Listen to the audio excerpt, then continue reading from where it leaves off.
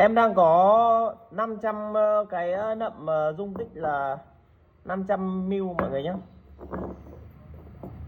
Có khoảng 500 cái. Mọi người lấy tất thì giá là 16.000 một cái.